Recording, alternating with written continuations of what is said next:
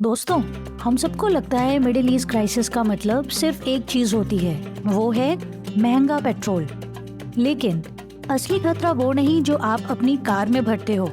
असली खतरा है वो इनविजिबल पैसा जो पूरी दुनिया के मार्केट्स को जिंदा रखता है। सोचिए, दुबई या सऊदी हिलता है और इम्पैक्ट न्यूयॉर्क, लंदन, मुंबई तक पहुंच जाता है। ऐसा क्यों? क्योंकि हेडलाइंस के पीछे एक इनविजिबल फाइनेंशियल सिस्टम छुपा हुआ है और अभी वो सिस्टम प्रेशर में है। ये सिर्फ वॉर नहीं है, ये एक ग्लोबल लिक्विडिटी वॉर है।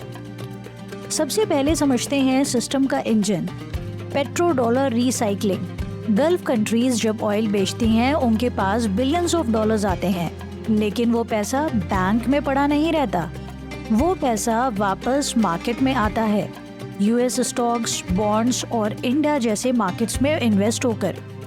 यही है ग्लोबल ग्रोथ का फ्यूल। लेकिन जब कॉन्फ्लिक्ट होता है, ऑयल डिस्टर्ब होता है, गवर्नमेंट का खर्चा बढ़ता है, वॉर एक्सपेंसिव हो जाती है, तो क्या होता है? ये पैसा मार्केट में आना कम हो जाता है या रुक जाता है। और जब ये इजी मनी गायब होता है, मार्केट्स गिरना शुरू हो जाती हैं। इसे कहते हैं लिक्विडिटी क्रंच। अब आता है सबसे बड़ा ट्विस्ट। गल्फ कंट्रीज के पास दुनिया के सबसे बड़े फंड होते हैं, सोवरेन वेल्थ फंड्स। इनके पास ट्रिलियंस ऑफ डॉलर्स होते हैं। ये नॉर्मल इन्वेस्टर्स नहीं हैं, ये मार्केट को मूव करते हैं। लेकिन जब वॉर लंबी चलती है, गवर्नमेंट को कैश चाहिए होता है डिफेंस के लिए, स्टेबिलिटी के लिए, तो वो क्या करती है? वो अपने ग्लोबल इन्वेस्टमेंट्स बेचना शुरू कर देते हैं, स्टॉक्स, बॉन्ड्स, सारे इन्वेस्टमेंट्स। इस प्रोसेस को कहते हैं डीलिवरेजिंग। और जब इतने बड़े प्लेयर्स एक साथ सेल करते हैं तो ग्लोबल मार्केट्स हिल जाती हैं। ये है हिडन इकोनॉमिक वॉर जो आपको न्यूज़ में नहीं दिखेगी। लेकिन सबसे इम्पोर्टेंट चीज़ क्या है? ना ऑयल ना पैसा, वो है कॉन्फिडेंस।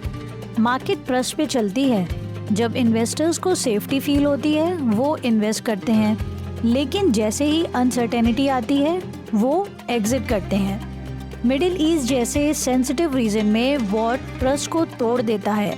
इन्वेस्टर्स भागते हैं और सेफ एसेट्स की तरफ इन्वेस्ट करते हैं, जैसे गोल्ड, डॉलर। और फिर क्या होता है?